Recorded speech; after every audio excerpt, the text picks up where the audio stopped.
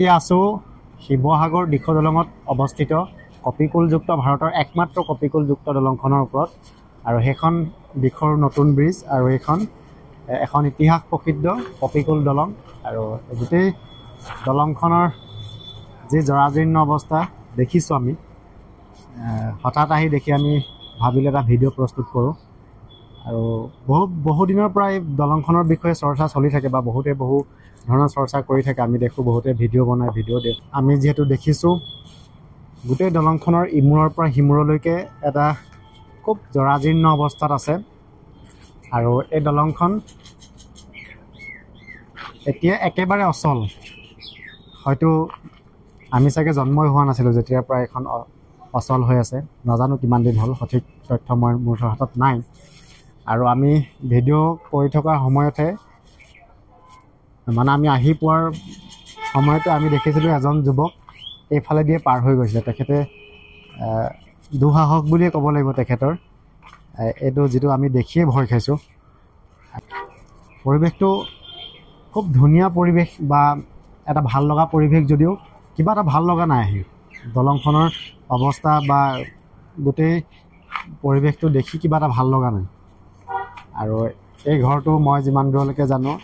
ইয়াতে দুজন চকীদাৰ আছিলে চকীদাৰ ইয়াতে দুজন আছিল নে এজন আছিল মই সিমানটো নাজানো ইয়াতে এজন চকীদাৰ আছিলে বুলি শুনিছোঁ এই দলংখনৰ যিহেতু ইতিহাসৰ এটা ইতিহাস আছে দলংখনৰ আৰু এই দলংখন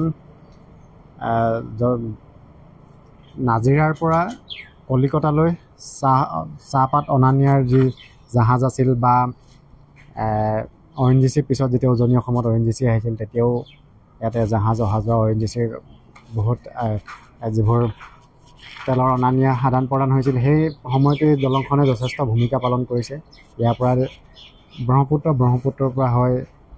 অসমৰ বা ভাৰতৰ বিভিন্ন স্থানলৈ জাহাজসমূহ গৈছিল আমাৰ শিৱসাগৰৰ মই প্ৰায়বোৰ ভিডিঅ'ত কওঁ শিৱসাগৰখন আচলতে ঐতিহাসিক শিৱসাগৰ কিয় হ'ল কেলে হ'ল বহু লোকে জানে যে ইয়াৰ বিষয়বস্তুটোৰ ওপৰত মানে আমাৰ শিৱসাগৰ ডিষ্ট্ৰিক্টটো গোটেই ৰজাদিনীয়াৰ বস্তুৰে ভৰা আৰু ভৰি আছে অসমখন সোণত সুৱগা বুলি এটা শব্দ আছে আমাৰ অসমীয়াৰ সমাজত বা অসমীয়া সিদিনা শিৱসাগৰ ডিমৌ কমলদৈ পুললৈ গ'লোঁ তাত খুব জহি খহি গুচি গৈছে এই কমলদৈ যিটো পুল আমাৰ নামধাঙৰ শিলৰ সাঁকো অসমৰ পৰা বহু মানুহ আহে বা বেলেগ ডিষ্ট্ৰিক্টৰ পৰা শিৱসাগৰ নামধাঙৰ শিলৰ সাঁকো চাবলৈ আহিলৈ তাত যিটো পৰিস্থিতি দেখি যায় খুব বেয়া লাগে তলখন খুব বেয়া হৈ গ'ল কিছু ভিডিঅ'ত আপোনালোকে চাইছে মানে জৰাজীৰ্ণ অৱস্থাত দলংখন যথেষ্ট পুৰণি দলং আৰু লোহাৰে নিৰ্মিত আছিলে এইবোৰ চাওক পচি গৈছে যিহেতু এতিয়া অচল অৱস্থাত আছে বা ইয়াত যিবোৰ আলকাটাৰ মাৰি থোৱা আছিলে বা ইয়াৰে যিটো এতিয়া বৰ্তমান আমি শিৱসাগৰবাসী হিচাপে দুৰ্ভাগ্যজনক বা অসমবাসী ৰাইজৰো দুৰ্ভাগ্য শিৱসাগৰত কপিকুল দলং ভাৰতবৰ্ষ শিৱসাগৰ বুলিয়ে নহয় অসম বুলিয়ে নহয় গোটেই ভাৰতবৰ্ষত একমাত্ৰ শিৱসাগৰতে এইখন আছে আমি এতিয়া ক'লা অকণমান আগত যে এইবোৰ জহি খহি গৈছে বা মামৰে ধৰিছে ইয়াত মানে চৰকাৰলৈ মোৰ আহ্বান মানে অকণমান এই বস্তুটো উন্নত পৰ্যায়লৈ লৈ যাবলৈ গ'লে খুব ভাল হ'ব বস্তুটো মানে উন্নত পৰ্যায়লৈ নিব পাৰি আৰু বৈজ্ঞানিকভাৱে উন্নত পৰ্যায়লৈ নিব পাৰি আৰু এই দলংখন যদি আকৌ পুনৰ